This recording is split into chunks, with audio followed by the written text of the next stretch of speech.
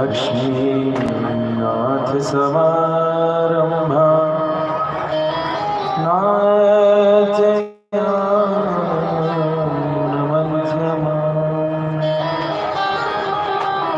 अस्मदाचार्यपर्यन्ता वन्दे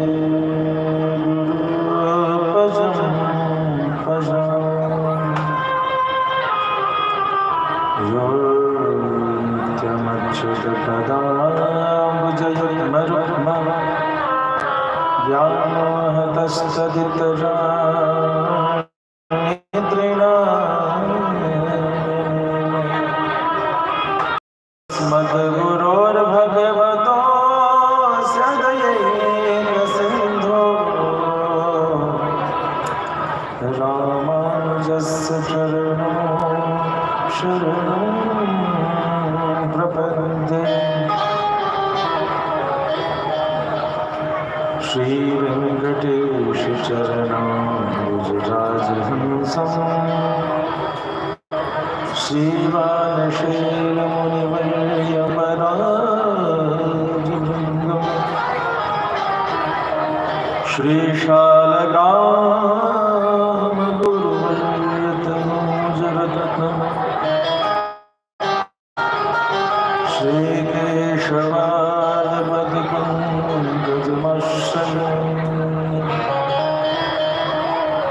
वसुदेवसुतं देवं कंसचाणूरमर्दनं देवकी परमानन्दं कृष्णं वन्दे जगद्गुरुं।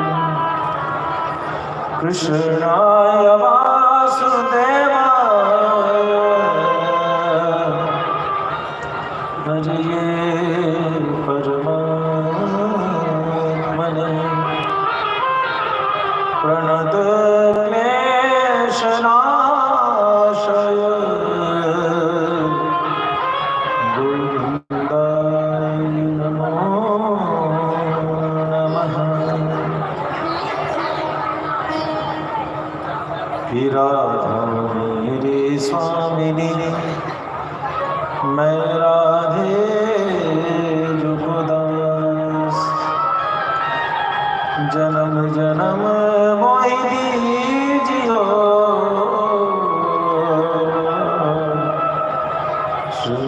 वृंदावन को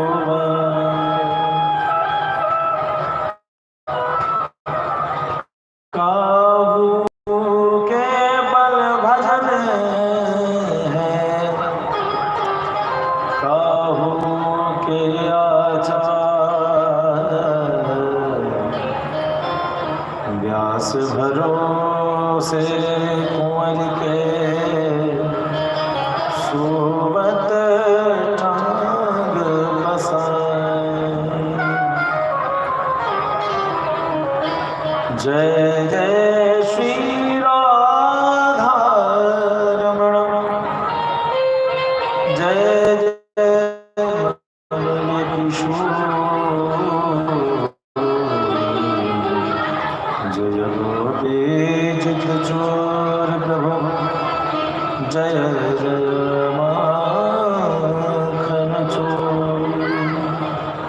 प्रेम से वृंदावन बिहारी लाल की। भाष्यकार श्री रमण स्वामी जी महाराज की जय। श्रीमान बालक स्वामी जी महाराज की जय।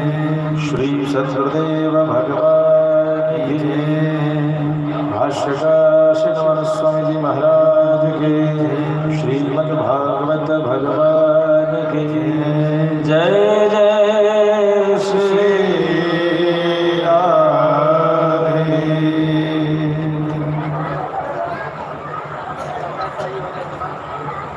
तीनों लोकन ते न्यारी बोल राधा रानी सरकार की। तीनों लोकन ते न्यारी कौन है? राधा जानी हमारी। तीनों लोकन ते न्यारी राधा जानी हमारी।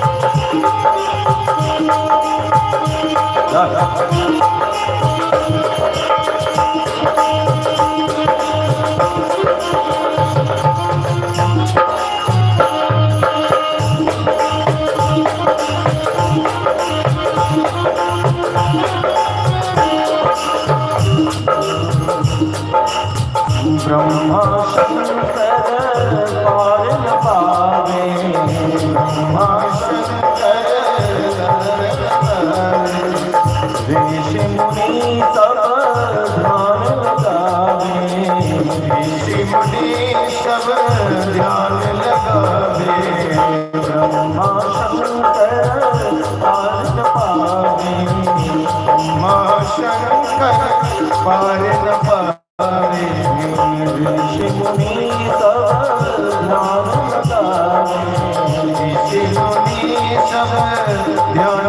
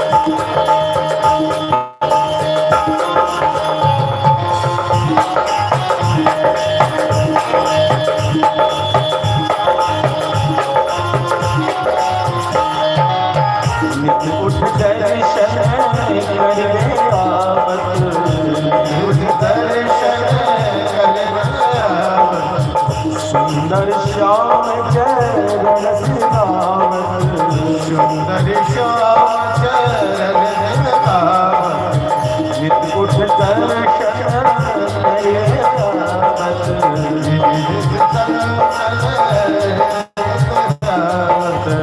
सुंदर श्याम चरण सिरावत, सुंदर श्याम चरण सिरावत।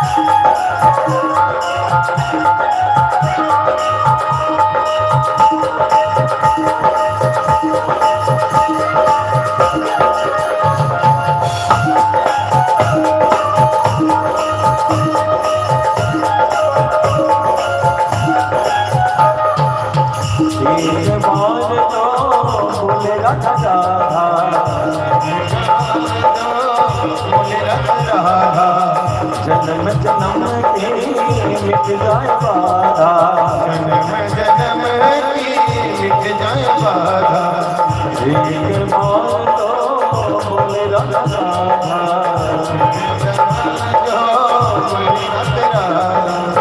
जन्म जन्म की मिट जाए बाधा, जन्म जन्म की मिट जाए बाधा।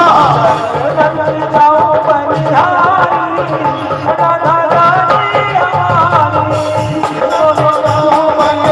हमारी, राधा रानी हमारी, तीनों लोकन में तेरी राधा रानी हमारी, तीनों लोगों में रानी, राधा रानी हमारी,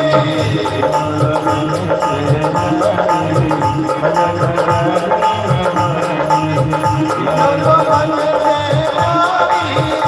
राधा रानी हमारी।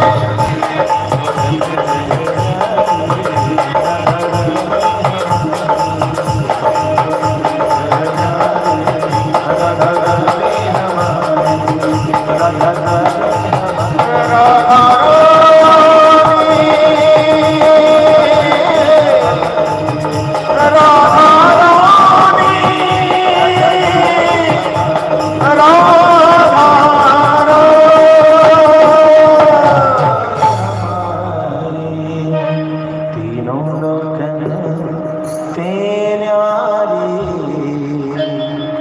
राधा रानी हमारी। प्रेम से भक्त वत्सल भगवान की जय। जय जय श्री राधे। कारण करुणा वरुणालय, कारण रहित दयाल, क्षमा सिंधु, करुणा सिंधु, दया सिंधु, लीला सिंधु,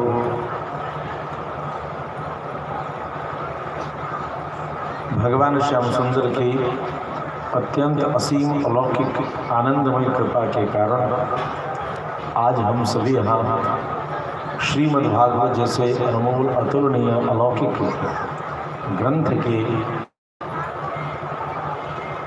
कथा के अवसर पर आज हम सभी उपस्थित हैं। यह अत्यंत ही सौभाग्य का विषय है कि कलिकाल में भी हम सभी एक छत में बैठ करके भगवान श्री राम और श्री कृष्ण के सन्निधि की अनुभूति करते हुए जीवन के कतिपय क्षण व्यतीत कर पाते हैं। कल हम सभी ने भगवान कृष्ण रुक्मिणी के विवाह का मंगल दर्शन किया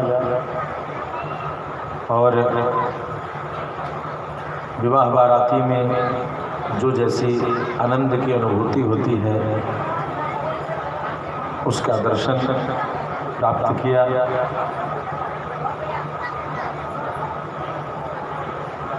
द्वारिका नगरी में धूम मची हुई है।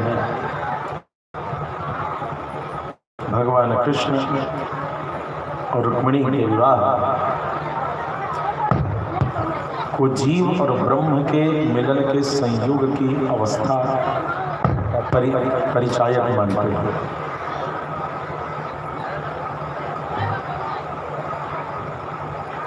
और जब भी कभी जीव और ब्रह्म का मिलन होता है, पुरुष और प्रकृति का संयोग होता है, तो यह आनंद का ही विषय होता है। आइए आज भगवान की गृहस्थी की कथा सुनिए।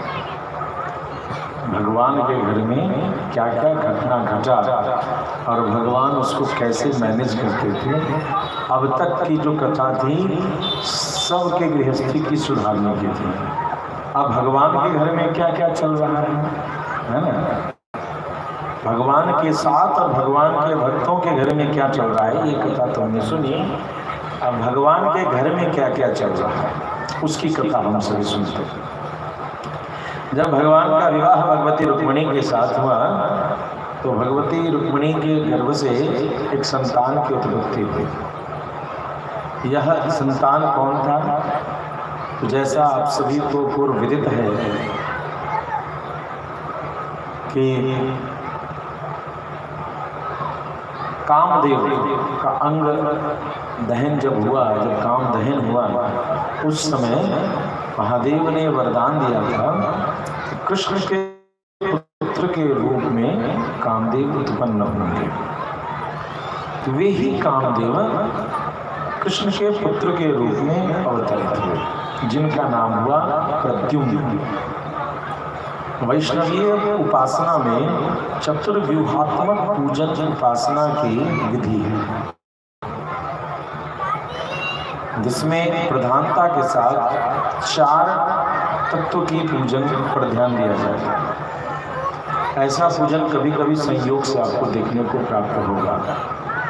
जब आप किसी वैष्णवाचार्य को कहेंगे कि वैष्णवीय विधि से पूजन कराइए और उसको संज्ञान होगा, तो वह उस पूजन में प्रवेश करेगा। अन्यथा सामान्यतः लौकिक रीति से ही पूजन किया जाता है, ताकि जजमान को खुश करना ज़्यादा जरूरी है।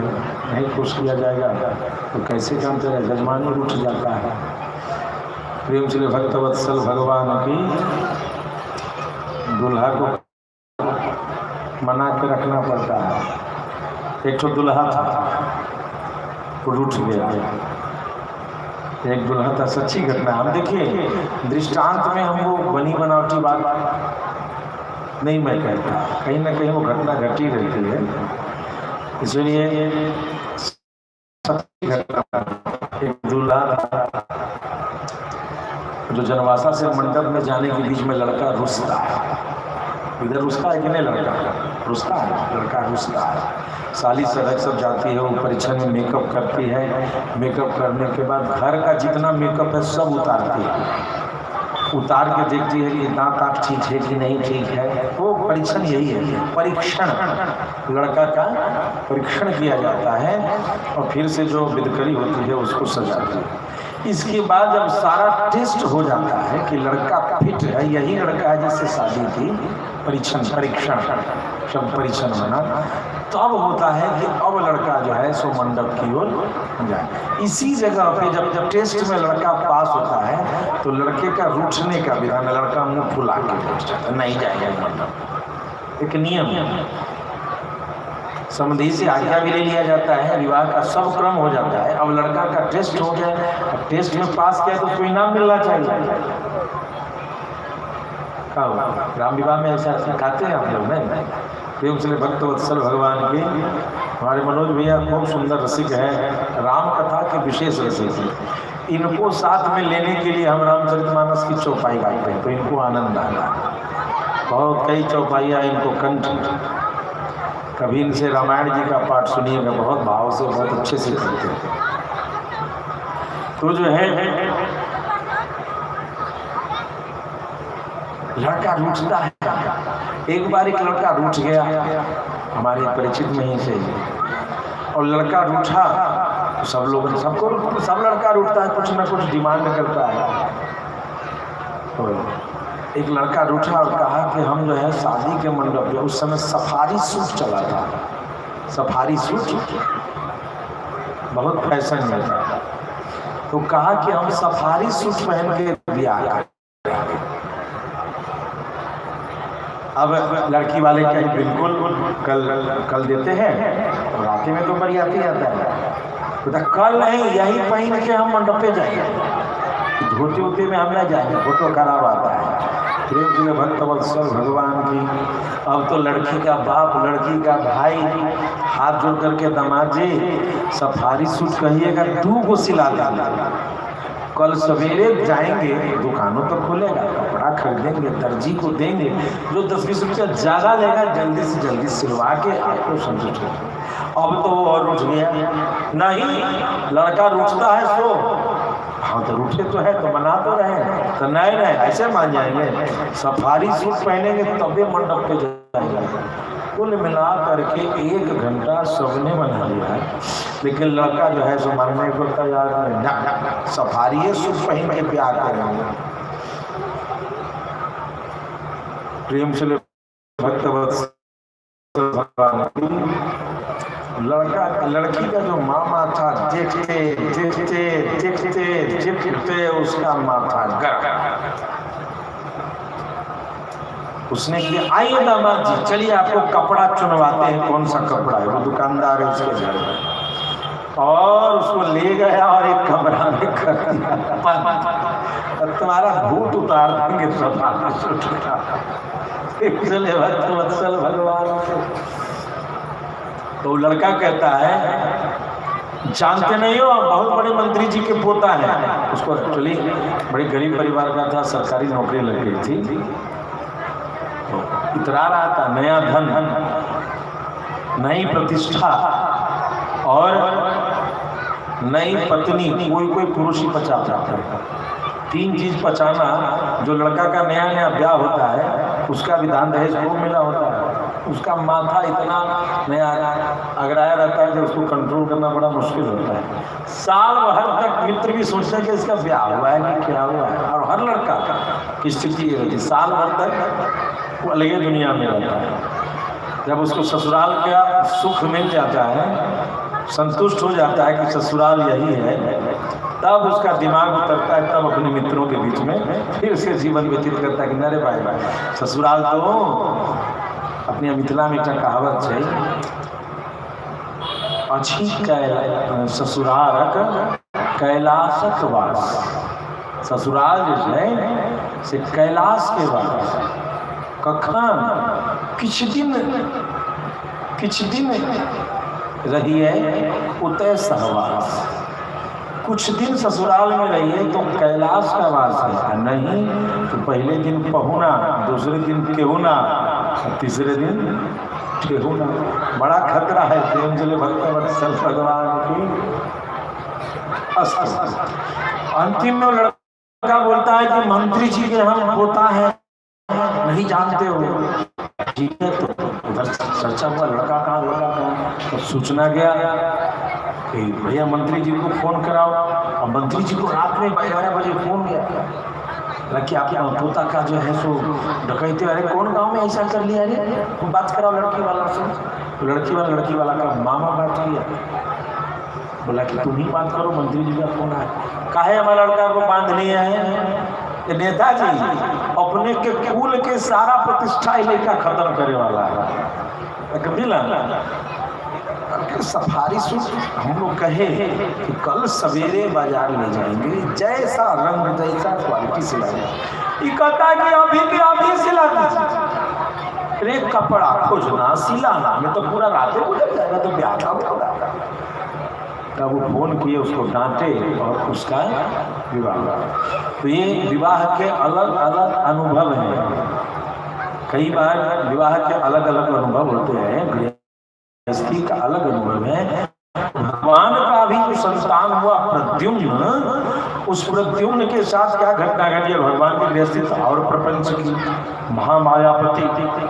मायापति का घर है, तो वहाँ प्रपंच तो बहुत ज्यादा होगा, मित्र यदि ज्यादा हैं तो जिसके जितने ज्यादा मित्र होते हैं उससे कई गुना ज्यादा उसके शत्रु होते हैं, कई गुना ज्यादा। जितनी शत्रुता को पी सकोगे उतने ही मित्रों को प्राप्त कर सकोगे, वत्सल भगवान की। तो अब जो है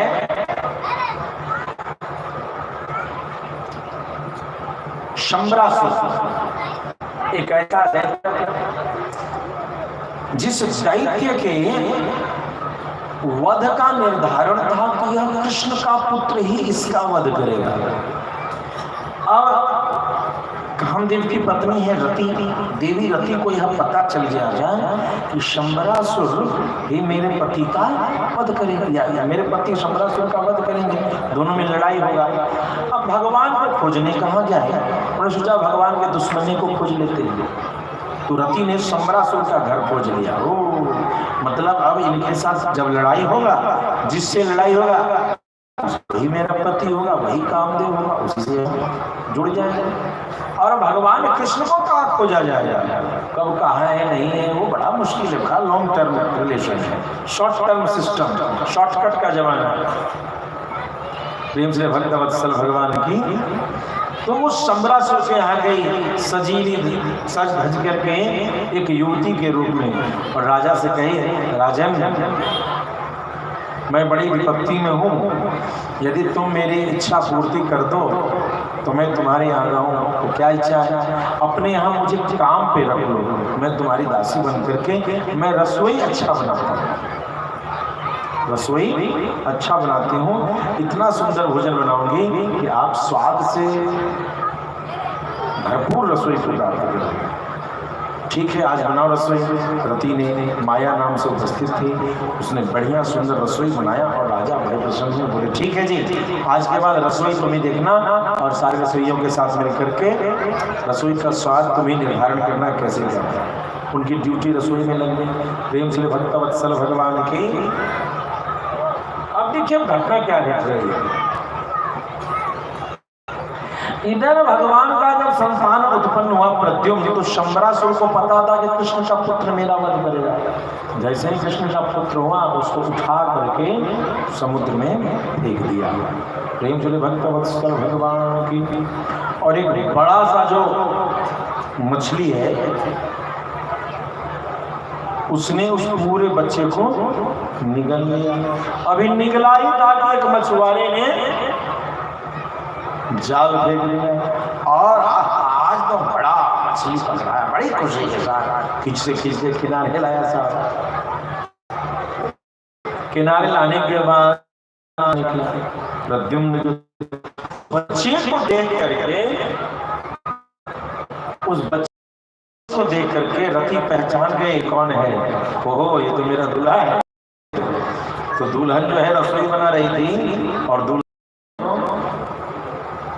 गोदी में खेल लेते थे। प्रेम चले भक्त वत्सल भगवान। बोले ही तो जन्म लेते अपने शत्रु के घर चले आए, बड़ी लीला है भाई। अब उस बच्चे को लेकर के शंबरासुर को तो पता नहीं बच्चा कौन है, तो माया ने कहा प्रभु राजन, ये बच्चा मुझे ही दे दो, क्योंकि मेरी रसोई में प्राप्त हुआ है, मैं इसे लाड़ प्यार से पालूंगी। शंबरासुर ने कहा ठीक है ले लो। अब तो वो खूब लालन पालन करने लगी। लालन पालन करते करते करते जब बड़े हुए प्रद्युम्न जी, तो उन्होंने अपने भाव बंधन से नेत्रों से प्रेम के प्रस्ताव को दिया। अब तो कामदेव को व्यवहार बड़ा अटपटा लगा। प्रद्युम्न जी ने कहा माया, आपने मुझे बचपन से पाला है, तो आपके कर्म तो माँ के समान है, लेकिन यह क्या, मेरे युवावस्था में आते आपके भाव में परिवर्तन क्यों दिख रहा है, यह उचित नहीं है। तो माया ने कहा आप सही कह रहे हो स्वामी, सांसारिक रीति से यह उचित नहीं है, लेकिन जन्म जन्म के आप ही मेरे पति हैं और जन्म जन्म के लिए मैं ही आपकी पत्नी हूँ, तो यह कैसे संभव है।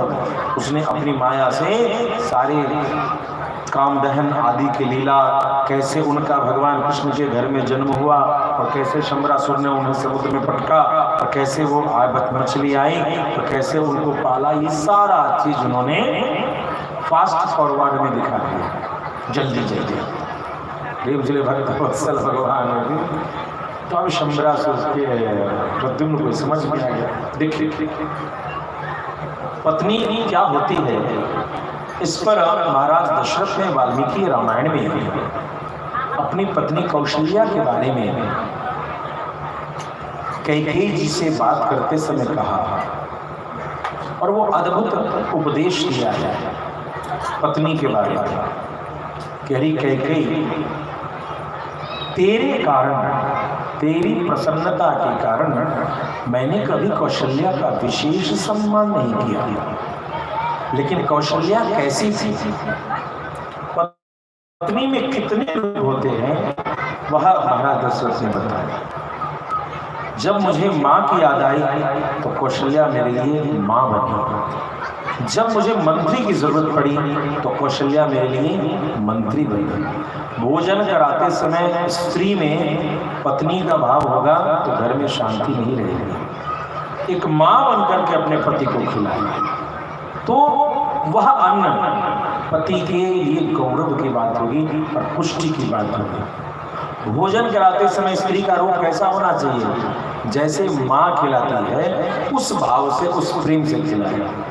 माँ क्या करती है, बहला फुसला के एक दो रोटी ज्यादा खिलाती है, माँ कैसे खिलाती है? माँ भी झूठ बोलती है, उसको करना कुछ और रहता है। दुनिया में सबसे बड़ी झूठी तो माँ है, माँ से बड़ी झूठी कोई नहीं। और दुनिया में सबसे बड़ा ठग भगवान श्रीमन नारायण है, इनसे बड़ा कोई ठग नहीं। लेकिन इन दोनों का ठग और झूठ इस संसार में प्रेम की परिभाषा है। तो माँ कितना झूठ बोलती है। एक बार एक बच्चा नहीं खाता है तो माँ क्या करती है, छत पे ले जाती है कौवा और बउआ, कहती है बउआ नहीं खाएंगे। अच्छा कौवा खाएगा तब बउआ खाएगा। तो बउआ भी सोचता हाँ, तो एक टुकड़ा कौवा को दिया जाता है और एक टुकड़ा बउआ को दिया जाता है। तो कौवा को खिलाने का उद्देश्य नहीं है, उद्देश्य क्या है? बउआ को खिलाने का। लेकिन बउआ भी इतना सीधा है कि जब तक कौवा नहीं खाएगा तब तक बउआ नहीं खाएगा। तो माँ सोचती है चल तुम्हारे कारण घर में तो काम है, तुमको लेकर के छते पर डोले। अल्लाह अरे कौवा रे यारे कौवा रे यारे, कौवा को बुलाते हैं कि बउआ खा ले। तो कितना बड़ा झूठ चल रहा है। नाम है कौवा का और खिलाया जा रहा है बउआ का।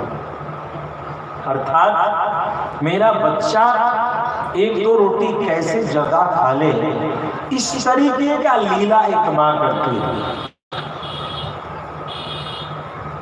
पत्नी क्या करती है, जहिया उसको अपना कुछ विशेष बात करना होता है उस दिन अपने पति के पसंद का रसोई परोसते हैं। जहाँ पति ने कहा अरे आज मेरा फेवरेट सब्जी मटर पनीर आप ही के लिए बनाए, जहाँ मन प्रसन्न हुआ खाते खाते एक रोटी से दो रोटी, दो रोटी से तीसरी रोटी पे गए नहीं कि विधायक बिल सामने उपस्थित है, इसको पास किया जाए। अब तो पति सोचता है कि भैया ये रोटी तो बड़ी महंगी पड़ गई।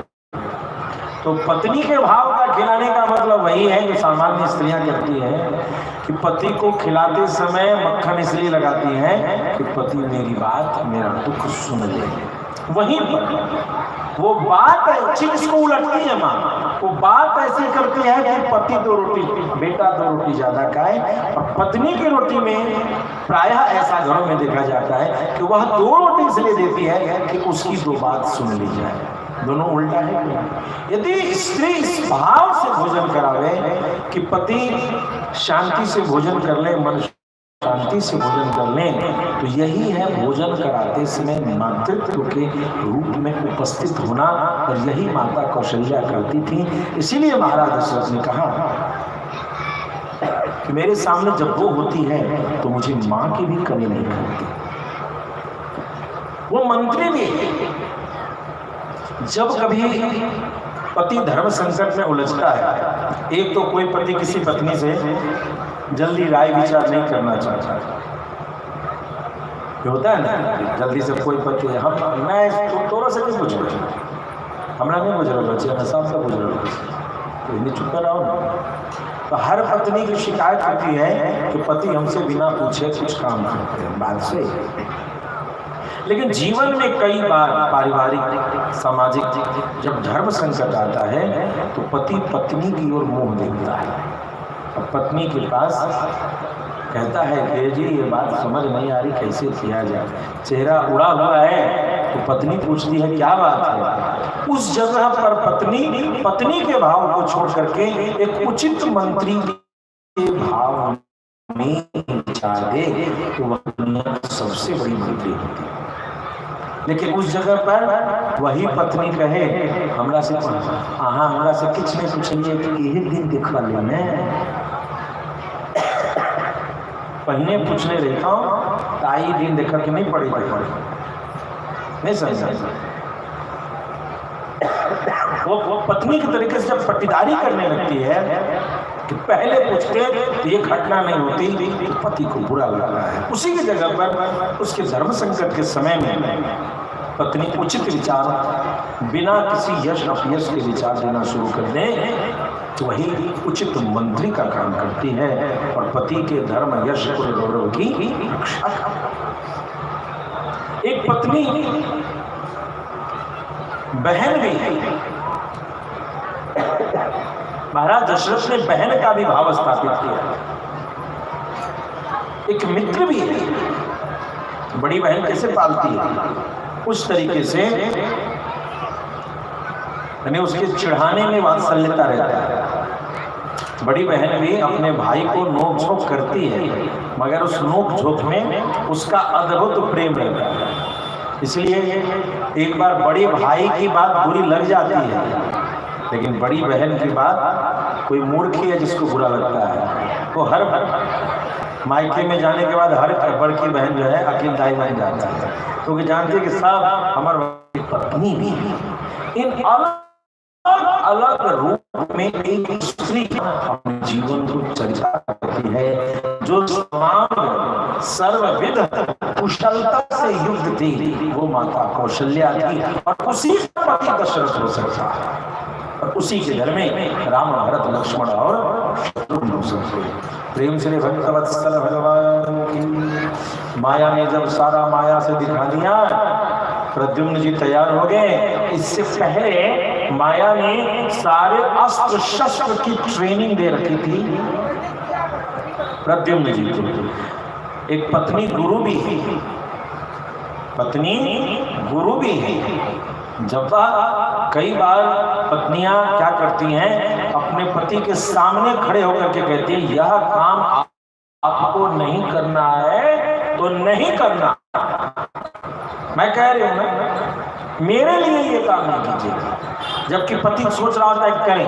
यह जो भाव है, यह उपस्थिति, यह भाव एक गुरु का होता है। गुरु आज्ञा करिए से, तो पत्नी गुरु के रूप में सामने इशारा करती है कि ऐसे करना है, और हम कह रहे हैं ना कीजिए, तो करता पति भी ठीक, अरे विधाता घर में शांति चाहिए तो करना है, तो वह क्या है, गुरु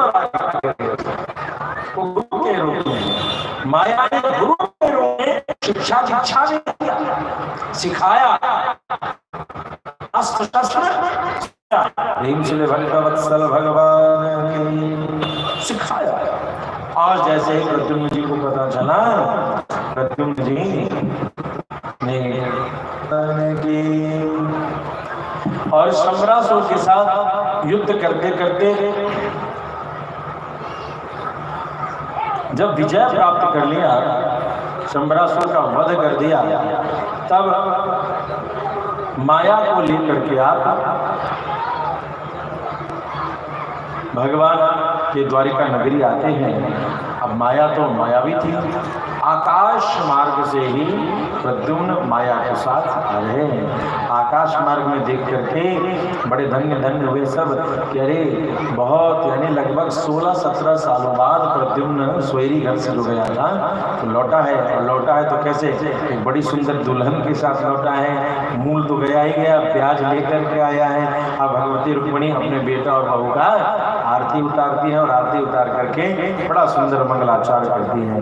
प्रेम श्री भक्तवत्सल भगवान की।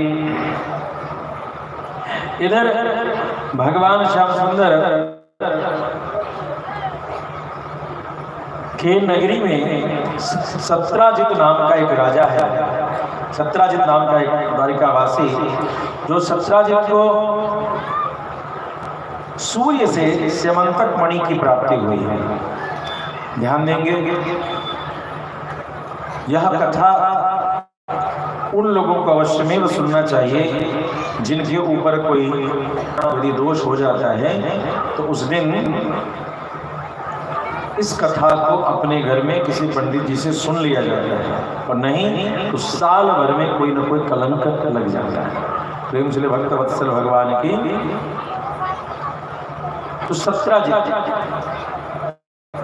सत्राजित को मिल गया एक बड़ा सुंदर मणि, और उस मणि को देख करके गले में धारण करके चलने लगा। जब गले में धारण करके चलता तो पूरी नगरी में प्रकाश ही प्रकाश। उस प्रकाश से आकर्षित होकर के सब चर्चा करने लगे कि यह प्रकाश कैसा है। प्रेम से भक्तवत्सल भगवान की। भगवान श्याम सुंदर ने, भगवान द्वारिकानाथ ने अपने प्रजावासियों को बताया कि देखो, ये प्रकाश कोई सूर्य नहीं आ गया है द्वारिका नगरी में। सूर्य के दिया हुआ जो मणि उस मणि को लेकर के सत्राजित आए हैं, जो मणि नित्य प्रति 8 भर सोना देते हैं। कितना? 8 भर सोना नित्य देते हैं। और उसी के प्रभाव से ऐसी स्थिति प्रेम से भक्तवत्सल भगवान की। अब उस मणि को लेकर के भगवान श्याम सुंदर ने सत्राजित को एक बार बुलवाया और कहा कि सुनो, यह मणि तुम हमें दे दो, क्योंकि यह मणि 8 भर सोना देती है, तो इससे हम अपने प्रजा का पालन करेंगे और तुम्हें भी अंश मिलेगा, धर्म होगा। प्रेम से भक्तवत्सल भगवान की यहाँ स्थिति ऐसी हुई कि वो दिया नहीं, उसने कहा नहीं मिला है, मैं लेके जाऊंगा। कई बार लोगों को कुछ प्राप्त हो जाता है तो वो ऐसा समझते हैं कि बस मुझे ही वो प्राप्त हुआ है, और इस अहंकार में कई बार मामला उलझ जाता है।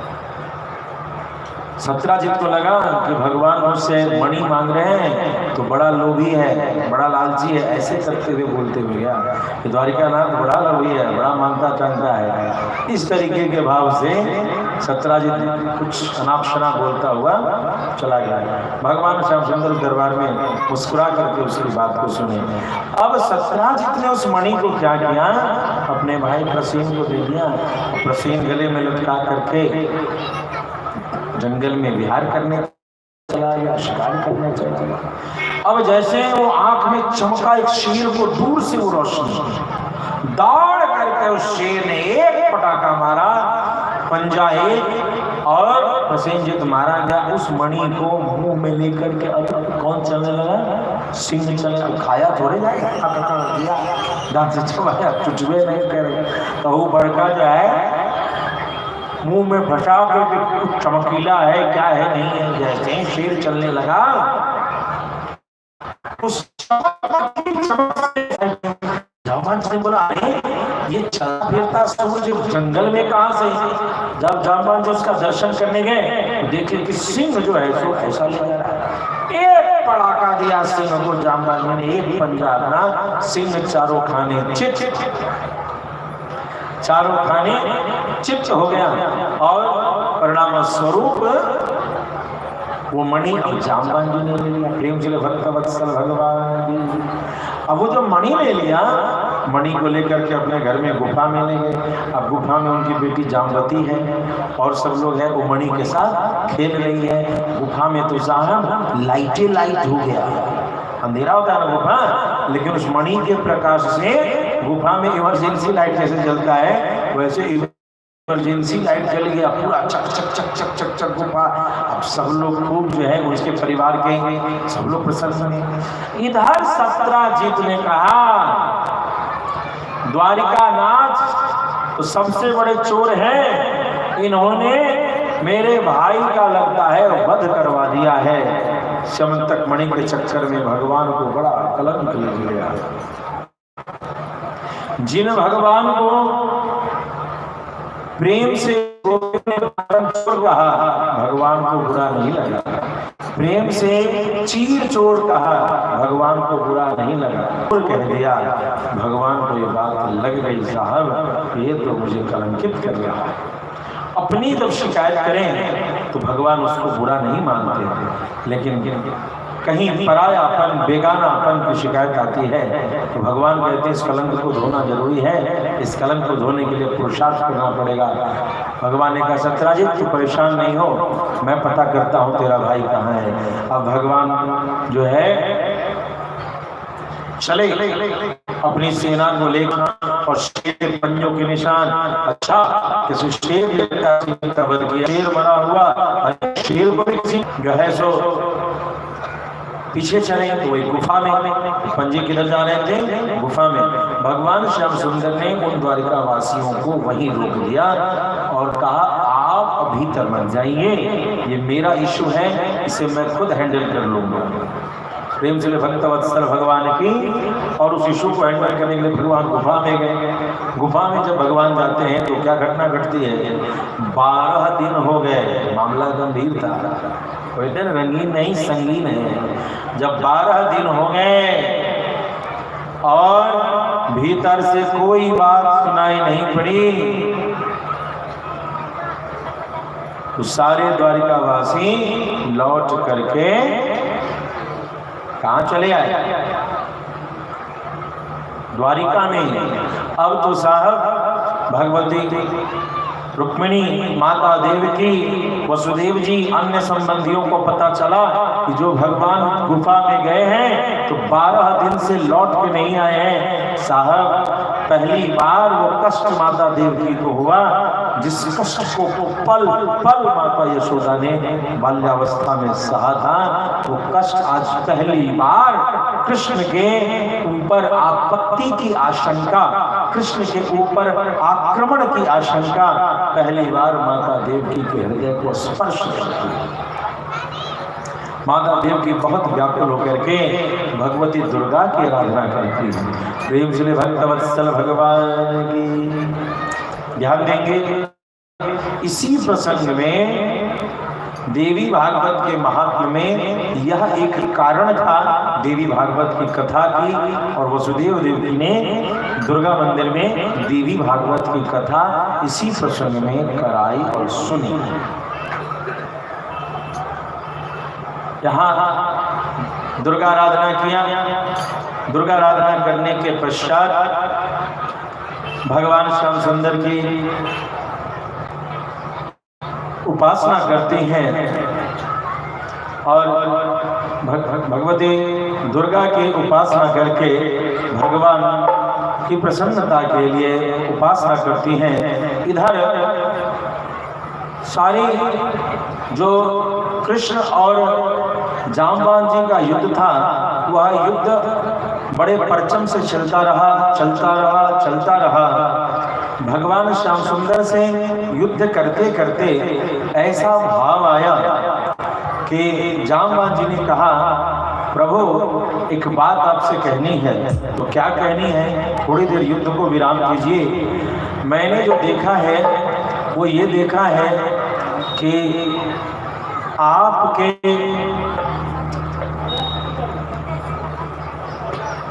आपने जो हमसे युद्ध किया, उस युद्ध से मैं बड़ा ही प्रसन्न हूँ, और इस युद्ध के कारण मैं ऐसा देखता हूँ कि मैं संतुष्ट हुआ। लेकिन प्रभु मैं एक बात आपसे कहना चाहता हूँ। यदि मुझे त्रेता की बात जहाँ तक याद है, मैंने त्रेता में ऐसा भगवान श्री राम से वरदान मांगा था राम रावण के युद्ध के बाद कि यदि इस राम रावण संग्राम की बात की जाए तो मैंने सुना है ऐसा युद्ध न कभी हुआ। मुझे इस युद्ध से कोई संतुष्टि नहीं मिली, और इस कारण मैं यही निवेदन करूंगा कि मेरी संतुष्टि के लिए कोई एक ऐसा युद्ध हो जिस युद्ध से मैं भगवान के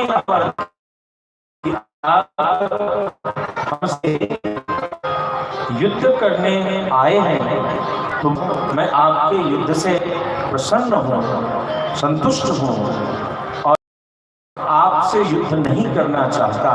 जो वरदान आपने दिया था वो पूर्ण, लेकिन यदि आप हमारे प्रभु श्री राम नहीं हैं तो सच जानिए अब जो मैं प्रहार करूंगा मैं अपनी पूरी ताकत के साथ करूंगा। भगवान ने उसी समय अपने स्वरूप का त्याग करके सारंगधर स्वरूप को स्वीकार किया है। बोलो भक्तवत्सल भगवान की। मणि दिया और अपनी पत्नी जाम्बवती से उनका विवाह करा।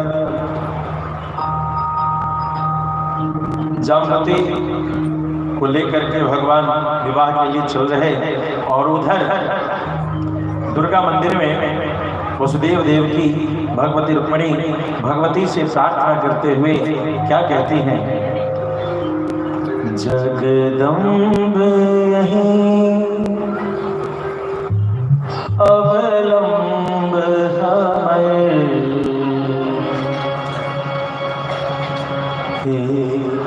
माया बिनु आस तक जगदम्ब यहीं अवलंब है माया बिनु आस तक जगदम्ब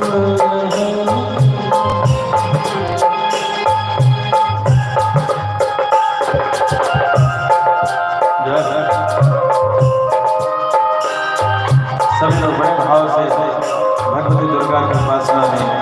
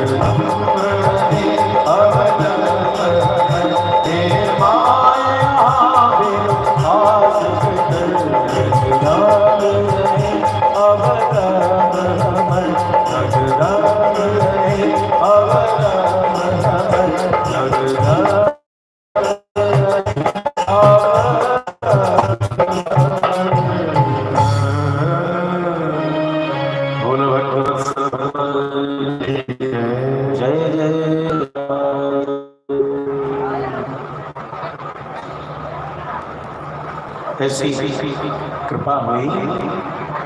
कहते हैं कि दुर्गा आराधना करने के बाद विशाल ब्राह्मण भोजन मैया देवकी ने करवाया कि मेरे बच्चे के ऊपर से आपदा चली जाए, और ब्राह्मणों को संतों को बैठा करके भोजन जो करा रही हैं, भोजन कराते समय ही भगवान श्याम सुंदर आए तो आए। एक और भी बहुरानी आ गई, भक्तवत्सल भगवान भी। जब भी कभी समुद्र मंथन होता है तो पहले विष निकलता है, लेकिन बाद में अमृत जरूर निकलता है। तो विष को पिए, अमृत की प्राप्ति स्वतः करता है। विष को पीना बहुत जरूरी है। बिना जो विष पीने को तैयार नहीं है, सत्य जानिए उसे अमृत कभी नहीं मिल सकता। अतः श्याम सुंदर वहां पहुंच गया। उन्होंने जाम्बवती को एक टुटका बताया था, जाम्बवती चल तो रही हो, मेरी बात मानोगी? अपना जो है ना, देखो तुम तो यहाँ गुफा कौन रख लेता है तो बात की बात। प्रेम से भक्त वत्सल भगवान की मुँह दिखाई के माल को लेकर के बड़ा झगड़ा हो जाता है। लड़की सोचती है कि हमको मिल रहा है, लेकिन जब देखती है कि इधर उधर चला गया तो मन बड़ा दुखी होता है, साहब हमरा मिल जाए। बाद में सास से पंचायत करती है कि हमको ये मिला था, हमको वो मिला था, हमको ऐसा मिला था। भक्तवत्सल भगवान की घर घर की कहानी है, भगवान के भी घर में वही चल रहा है। मुँह दिखाए बहुत माल मिलेगा, चेहरा मत दिखाना। तुम इतनी सुंदर हो, ऐसे चेहरा दिखा दोगी? तुम जैसा सुंदर तो देखने को नहीं मिलता है। अब जामवान भालू की बेटी कितनी सुंदरी होगी, लेकिन भगवान तो पूरा मक्खन लगा करके तुम्हारे जैसे सुंदर तो देखने को नहीं मिली आज तक मुझे, इसीलिए ऐसे मत दिखाना। हल्के रेट में ना प्रेम से भक्तवत्सल भगवान की स्थान भ्रष्टान शोभन्ते।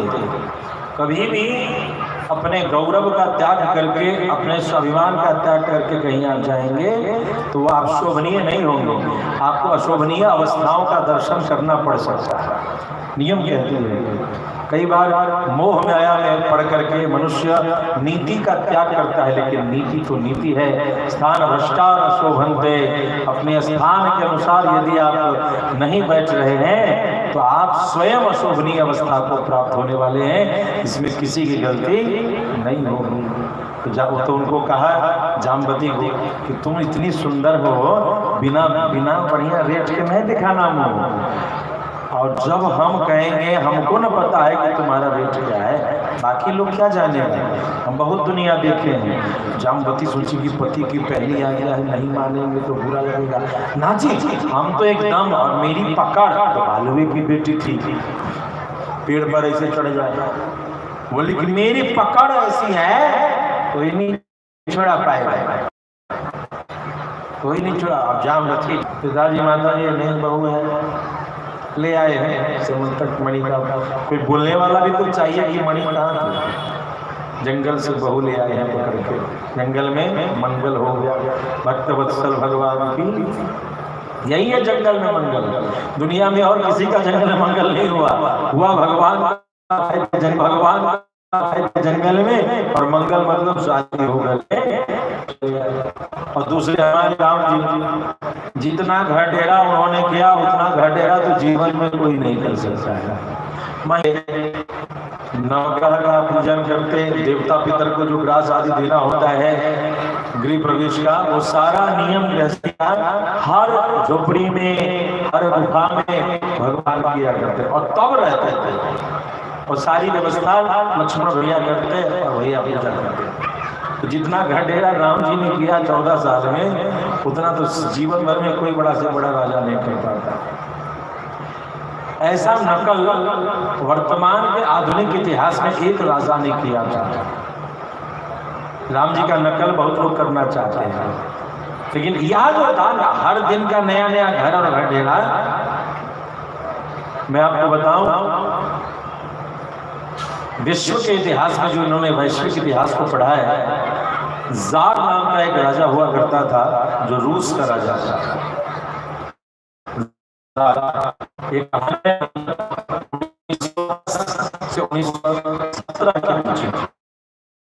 1970 और जरीना ने शादी के वक्त कहा था शादी करोगे तो हाँ, जिस घर में मैं एक रात सो जाऊंगी उस घर में दोबारा नहीं सोऊंगा। तोड़ा जाता था, एक घर बना, अगला घर बनकर कल तैयार है, उसका इनॉग्रेशन है, जरीना का सारा सामान उसमें जाता और इधर इस घर को तोड़ा जाता, उधर तीसरा घर तैयार है। और इस प्रकार से पूरी मंत्रालय जरीना के लिए, महारानी के लिए घर बनाने और घर तोड़ने में लगी रही। इतिहास में, राजनीति में इनका एक बहुत स्थान है। तो लेनिन ने उस समय एक सूत्र दिया, क्रांति में कब की जाए? क्रांति तब की जाए जब सत्ता कमजोर हो, और दूसरी बात जब जिसके लिए तुम लड़ने आए हो, जिस प्रजा के लिए, उस प्रजा में मरने का भी खौफ न हो, तभी क्रांति या तो लड़े या मरे, दो ही रास्ते हों। उस समय बिगुल यदि फूंकी जाएगी तो क्रांति विजय प्राप्त करती है। तो राजा की स्थिति तो ऐसी है कि राजा तो कमजोर है, लेकिन अभी यहाँ की प्रजा पूर्ण रूप से समर्पित नहीं हुई। एक बार की बात है, अराजकता के कारण रूस में भूखमरी आई, व्यवस्थाएं चरमराने लगी, भोजन की दिक्कत हो गई, पुरुष डर के मारे जाते नहीं थे राजा के पास। स्त्रियां अपने बच्चों को गोदी में लेकर के, ध्यान दीजिएगा घटना क्या घटी है, माँ बहनें अपने बच्चों को गोदी में लेकर के जार के दरबार में गई कि हम खा नहीं पा रहे हैं, हमारे शरीर में दूध नहीं हो रहा, ये बच्चे दूध के बिना बिलख बिलख के मर रहे हैं, राजन हमारी व्यवस्था करो, राज्य व्यवस्था को संभालिए। जरीना के पागल ऐसे मत हो जाइए कि सारी नगरी के लोग मर रहे हैं और आप नया नया घर डेरा रोजगार के साथ अपने नए घर की ओर जा रहे हैं। और उसी समय ये सूचना मिली कि कुछ बच्चे आए हैं, बच्चों को लेकर के उनकी माताएं आई हैं, परेशान करते हैं, उन बच्चों के ऊपर गोलियां चला दी गई। खुद मर जाओ, उसके सामने उसके परिवार चला जाए, के क्या करेगा? यही समय आगे बढ़ते हैं और सारी प्रजा को लेकर के कूच कर देते हैं, जार का वध होता है। और इसके बाद जो हम लोग सोवियत यूनियन जिसको कहते हैं, उसका जैसे राम जी घंटेरा रोज किया था, ऐसा सोच लिया जार ने राम जी का अनुकरण करने के लिए अपनी पत्नी के साथ गुफा में भी कर रहे थे, झोपड़ी में भी कर रहे थे, वनवासियों के बीच कर रहे थे, कंदमूल का भंडारा करा रहे थे। किस चीज का भंडारा हो रहा था? कंदमूल का भंडारा हो रहा था, लता पता का भंडारा हो रहा था, साधु संतों की सेवा कर रही थी, लेकिन जार बेचारा इस नकल में मारा गया। प्रेम से भक्तवत्सल भगवान की अस्को। तो कहा कि आप मुखड़ा मत दिखाना, जब मैं इशारा करूं तभी। पहुंचे रुक्मिणी थाली लेकर के, कहा बहुरानी आई। वो क्या क्या होता है ना, जो अच्छत वच्छत से ऐसे ऐसे ऐसे करते हैं, चुमावा। अब आरती उतारी जा रही है, आरती उतारने का बहू कैसी है तो देखें। जामवती की महारानी, अच्छा को मुंह दिखाई चाहिए, तुरंत अपने गले से कीमती बेशकीमती हार निकाला, ये लो। मुंह दिखाई तो मिल गया, लेकिन भगवान ने कहा था तुम्हारा रेट मैं जानता हूँ, तुमसे चक्कर में नहीं रहना, जब तक पूरा माल मिले तब तक घूंघट मत निकालना, जब मैं बोलूंगा तभी घूंघट। बार बार याद है पतिदेव ने बोला है, पहले आ गया वही काम करना। अब तो धीरे धीरे गहना बढ़ते चले गए, गहना और रुक्मिणी सोचती अरे और इसका मतलब बहुत सुंदर हो तुम, और तुम्हें दिया जाएगा, और तुम्हें दिया जाएगा। जब बहुत ज्यादा माल हो गया, लगभग जितने की जामवती जितने वजन की थी उतना गहना जब आ गया, जब भगवती को पुण्य देगा अरे अभी उसका समाधान हो जाएगा, कभी नहीं मानेंगे। रुक्मिणी को थोड़ा सौतिया डाह जो है, स्त्री का चरित्र है, जिससे प्रेम करती है, यदि वो किसी दूसरे को देने भी लगे तो उसका कलेजा चल जाता है। प्रेम से भक्त वत्सल भगवान। और यहाँ तो नखड़े पे नखड़ा चल रहा है, पूरा वजन हर तौल कर दिया गया, फिर भी रूप नहीं दिखा।